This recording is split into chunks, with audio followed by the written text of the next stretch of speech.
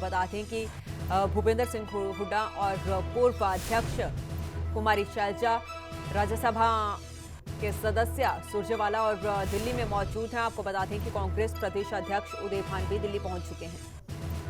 तो देखना यही होगा, क्योंकि अक्सर देखा गया है कि हरियाणा कांग्रेस में लगातार गुटबाजी सामने आती है, और क्या इस बार भी, क्योंकि काफी अहम दिन है और संगठन की लिस्ट जो है वो कांग्रेस आलाकमान जारी कर सकती है, और ऐसे में देखना ही होगा कि क्या जो गुटबाजी पुराने समय से कांग्रेस में चली आ रही है वो खत्म होगी या नहीं होगी। ज्यादा जानकारी के साथ मेरे सहयोगी विनय सिंह जुड़ चुके हैं। विनय, जानकारी चाहेंगे और कितना इंतजार? देखिए, इंतजार कितना होगा ये कहना मुश्किल है। कांग्रेस संगठन की, हरियाणा कांग्रेस के संगठन की लिस्ट आज, कल या फिर आने वाले दिनों में कभी भी जारी हो सकती है। और हरियाणा को लेकर हरियाणा कांग्रेस अध्यक्ष उदय भान का भी यही कहना है कि हमने अपनी तरफ से होमवर्क कर लिया है, यानी कि हरियाणा कांग्रेस की संगठन की जो लिस्ट है और उस पर जो होमवर्क होना है, यानी कि किस किस के नाम भेजने हैं, वो हरियाणा कांग्रेस की तरफ से आलाकमान यानी कि AICC को भेजे जा चुके हैं। और अब अंतिम मोहर जो लगेगी ऑल इंडिया कांग्रेस की तरफ से लगेगी, और उसके बाद पता चलेगा कि हरियाणा कांग्रेस का जो संगठन नया तैयार होगा उसमें किस किस को जगह मिली है, कौन कौन जिला अध्यक्ष होंगे, किस नेता अपने नेताओं की एंट्री कराने में सफल रहा है। ये लगातार पिछले कुछ दिनों से, या फिर ये कहें कि पिछले लंबे समय से हरियाणा में कांग्रेस संगठन खड़ा।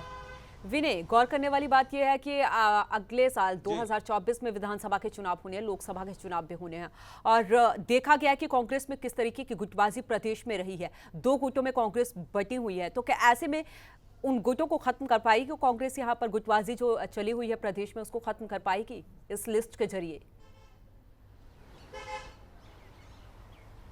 गुटबाजी खत्म होना कांग्रेस में, खासतौर में हरियाणा में बहुत मुश्किल बात है। लेकिन अब देखना होगा कि जो संगठन की लिस्ट है, क्योंकि इसमें चाहे प्रदेश अध्यक्ष उदय भान हो या फिर हरियाणा कांग्रेस की पूर्व अध्यक्ष कुमारी शैलजा, किरण चौधरी या फिर रणदीप सुरजेवाला, ये तमाम वो दिग्गज चेहरे हैं हरियाणा कांग्रेस के, जो चाहते हैं कि हरियाणा कांग्रेस का संगठन जब तैयार हो, जब लिस्ट सामने आए, तो उनके करीबियों को भी कहीं ना कहीं इसमें जगह मिले, चाहे वो जिला अध्यक्ष के तौर पर हो या फिर किसी अन्य पद पर हो।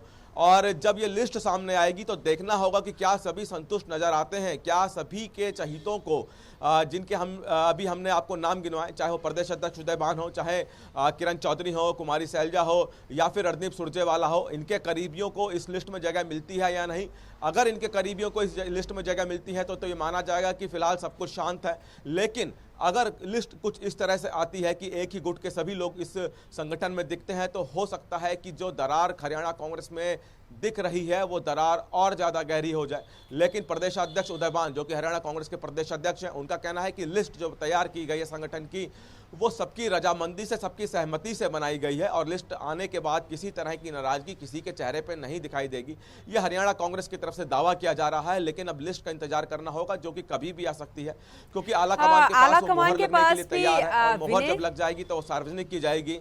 आला कमान के पास भी चुनौतियां बहुत है, क्योंकि जब इससे पहले जब प्रदेश अध्यक्ष का चुनाव हो रहा था, किस तरीके की गुटबाजी सामने आई थी, और कैसे आला कमान ने उदय भान लास्ट में, हालांकि वो नाम जो था वो लिस्ट में शामिल नहीं था, लेकिन आखिरी में मोहर लगी।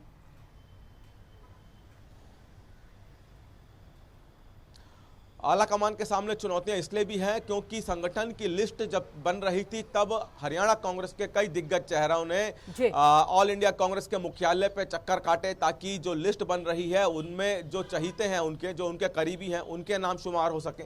और इसीलिए सभी से मुलाकात यहाँ पे कांग्रेस के आला नेताओं ने की है, और कांग्रेस के आला नेताओं ने जो लिस्ट जो उनके पास पहुंची है हरियाणा कांग्रेस की तरफ से, उसको भी परखा है। और संगठन को लेकर लगातार ये कहा जा रहा है कि अगर हरियाणा में कांग्रेस अपना संगठन खड़ा कर लेती है तो अगले साल के जो लोकसभा चुनाव है और उसके बाद हरियाणा विधानसभा चुनाव है, उसमें कांग्रेस को मजबूती मिलेगी। इसलिए हरियाणा में कांग्रेस को संगठन खड़ा करना बहुत जरूरी है।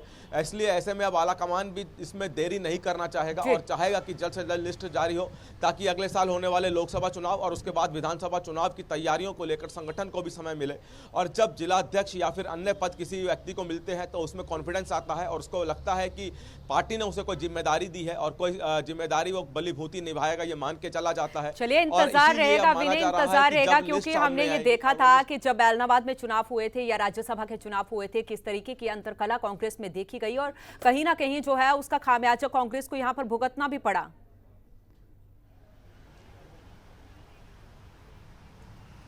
खामियाजा देखिए, पिछले कुछ समय से हम ये देखते आ रहे हैं कि हरियाणा में कांग्रेस को कांग्रेस ही हरा रही है और कांग्रेस के नेता ही हरा रहे हैं एक दूसरे को, और ये सिर्फ गुटबाजी का ही असर है, क्योंकि हरियाणा में कांग्रेस एक या दो नहीं बल्कि कई धड़ों में बटी हुई है और उस धड़ों को एकजुट करने के लिए आलाकमान लगातार कोशिश करता है, लेकिन वो कोशिश नाकारा साबित हो रही है।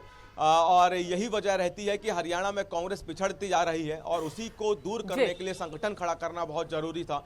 पिछले लंबे समय से हरियाणा में कांग्रेस के कार्यकर्ता इस संगठन को खड़ा करने की मांग कर रहे थे। कुमारी शैलजा भी जब प्रदेश अध्यक्ष रही, वो भी विफल रही थी।